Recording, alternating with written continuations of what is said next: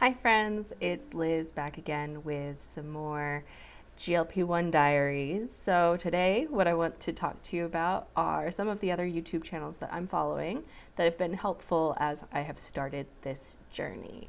So one of the first that I found was Countess of Shopping, Elizabeth. We share a name, so I was like, huh, interesting.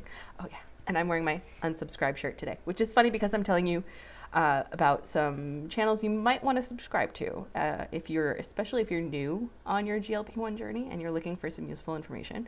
So I do like Countess of Shopping. I enjoy the way that she communicates, and I think the only thing that I'm not like super into is that pretty much all of her videos she's promoting some product or another, and she's got a lot of affiliate codes. I mean, make that money, mama. Do what you got to do, but take that sponsored content with a grain of salt. You don't need to spend an outrageous amount of money on magnesium. You should talk to your doctor before you take any supplements, really. I haven't talked to my doctor about supplements that much because our appointments are so fast, and I mean, my goal is just to communicate staying on the 2.5 milligrams at the moment. So that's what I'm working on right now with my doctor, is just how quickly or slowly we're going to titrate me up, since I am having a lot of success. I'm already down 12 kilograms, like 25 pounds from when I first started on December 8th. So it's still going super well. And I'm fitting into at least one pair of my fleece-lined pants, which, I mean, it's still in the 20s every day here. It's about to get warmer, like in the 30s and 40s coming up in the coming week. So I don't think I'm going to need the lined pants every single day, but at least one pair of mine is now fitting again. My favorite jeans fit great. And yeah, I mean, I have a stack of jeans that, like, as I slim down, I know that they'll start to fit me. So that's really great that I'm fitting into my old clothes again. So yeah, Countess of Shopping, that's a great one to get you started. She provides like news and updates. I actually really like the Downsized for news about GLP-1s, how things are coming through, like with the clinical trials and things like that. They do a lot of interviews with doctors and patients as well. So the Downsized is really great. That couple is very informative. I really appreciate the work that they're doing as well. And another great channel for news is On the Pen. That's another one that I recently subscribed to, and I haven't. Yeah, it's called On the Pen GLP-1 News, and I'm finding that also quite helpful. Let's see, as far as medical like based channels, I've been subscribed to Weight Medicine with Dr. Megan MD for a few days now, and she's got a really great backlog of videos to go through, on the shorter side, like 4 or 5 minutes, 10 minutes. The longest I think is around 20 minutes. So if you like bite-sized bits, I really recommend her channel for sure. Other patients who are sharing about their experience, I like Brittany Rose GLP1. She's really helpful as well.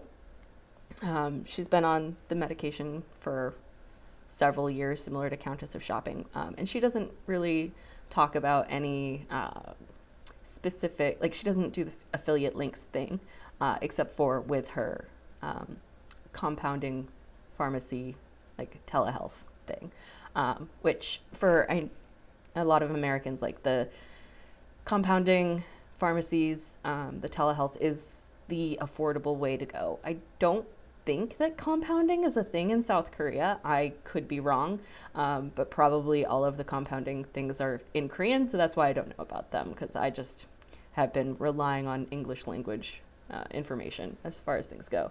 Another user of the medication that I like is Allie at Fit Flavor Fun. She's really entertaining as well. She does do product reviews from time to time, but I don't know that she does too much affiliate code linking stuff. But I like her lives too. She's very funny and she's very straightforward, and just super fun to watch and listen to. And another one that I like is Janelle Ketchum. She's doing this like 90-day build the base challenge for herself. She's been on a GLP-1 for a while, and she's switching from tirzepatide to semaglutide. So that's quite interesting to see how she's doing there. Let's see, Katie Beats Obesity. That's another channel of a user. She's, in maintenance, and it's cool to see how people are going and doing later on in the journey. So I'm enjoying a lot of content around GLP-1, and I've subscribed to a lot of them recently. And some of them do have online communities you can join, either through Facebook, which gets complicated because they get banned and the group gets taken down. Countess of Shopping does a group on her own website, which is free to join, which is really great. And she has some tools like calorie calculators. But yeah, I'm still looking to see if I can get a nutritionist to work with me. My struggle in Korea is that all of the nutrition services are like bundled in some kind of package. Like, I asked about it at my last appointment, and they basically said, well, if you're doing any kind of nutritional counseling, it's also like simultaneously with like diabetes screening and hyperlipidemia, which is, I guess, high cholesterol. And I don't have diabetes and I don't have high cholesterol. Actually, genetically, I have very low HDL. And with more exercise, my LDL gets to a sweet number. Or is it HDL? No, my LDL is always normal, like just genetically. No matter what my weight is, my LDL is always a good number. My HDL has been low in the past, but I've been able to get it to a better state with exercise. In the past, I don't currently know what my cholesterol is, but my LDL has never been a problem.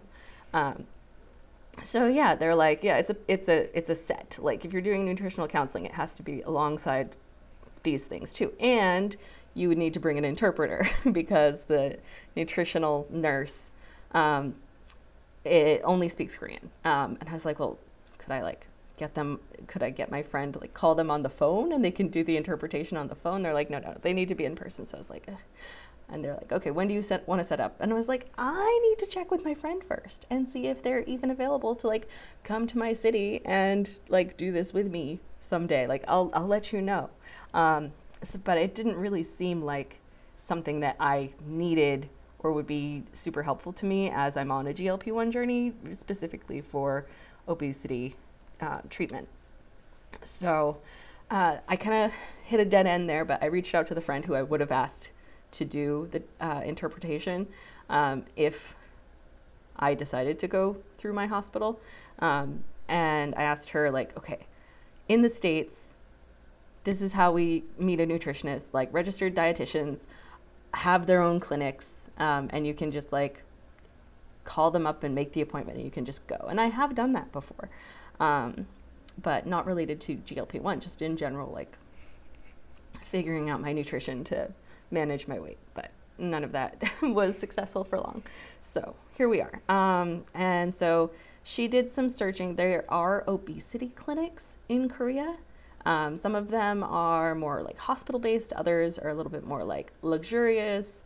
And I've been advertised the more luxurious, expensive one on Instagram a lot since I started my GLP-1. It's just what's coming up on the algorithm.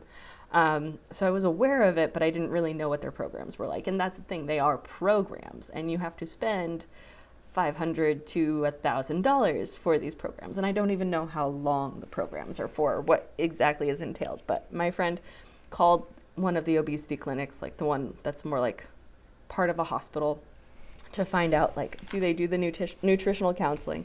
And they do, but it's part of their program, which the cheapest one is on a sale right now for like 550,000 won, which is maybe, I don't know, $400. And I'm just like,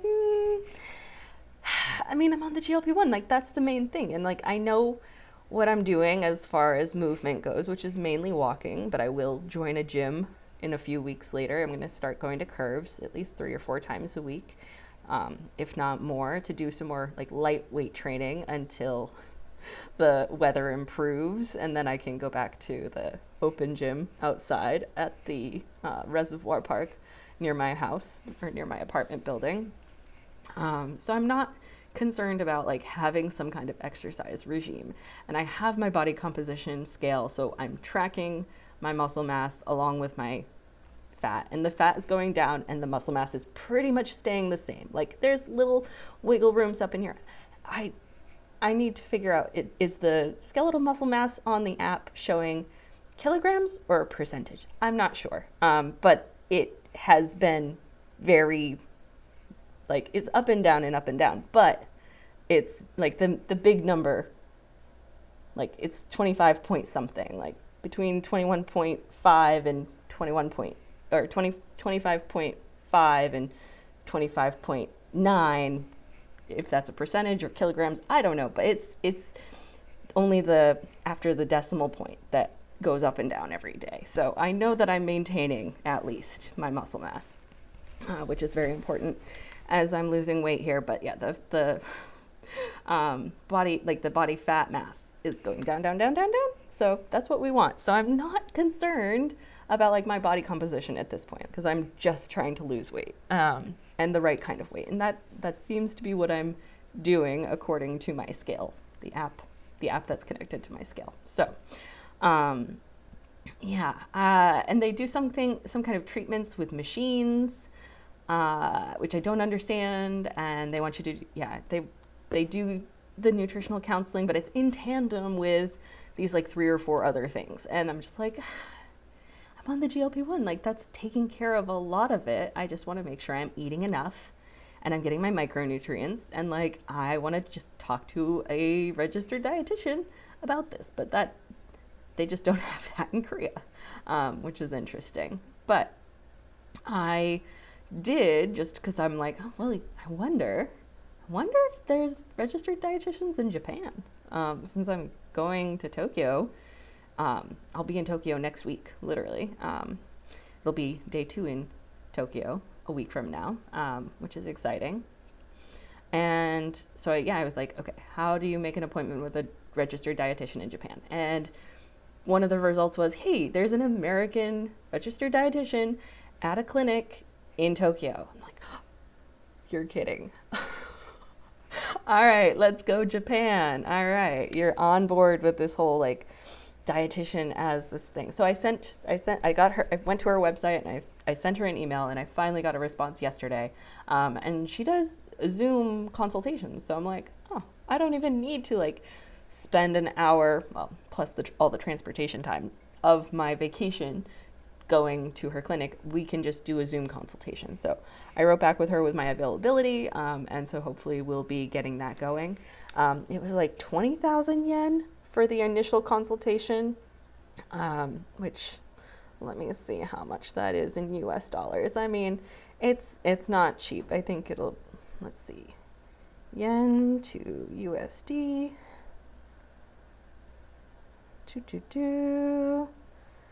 I know this video has been all over the place, but it's been a couple of days. Oh, so it's like $130-ish.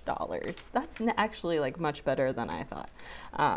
So like $130 for our initial consultation, and I think it's a little bit less than that for follow-ups. And she wrote back that she's experienced with patients who are using a GLP-1 for weight loss, and like she understood my concerns about not eating enough and losing weight so quickly. I think that's going to be what I do.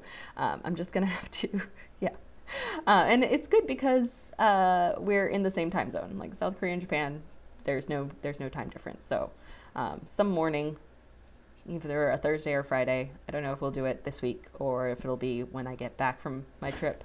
But we'll set up that appointment probably sometime this month. I don't know what her availability is, but we'll get that going. And I'm looking forward to speaking to a professional about nutritional goals on a GLP-1. And hopefully I've been somewhat on track if my calorie deficit is significant. Like I did track my calories just a couple of days just because I was curious what I was consuming. I hadn't tracked, and I haven't tracked since. I just wanted to know, like, on average, what is it that I'm consuming? It was like 1,100, 1,200, maybe 1,300. It was very low. And 130 pounds might be a healthy weight for me.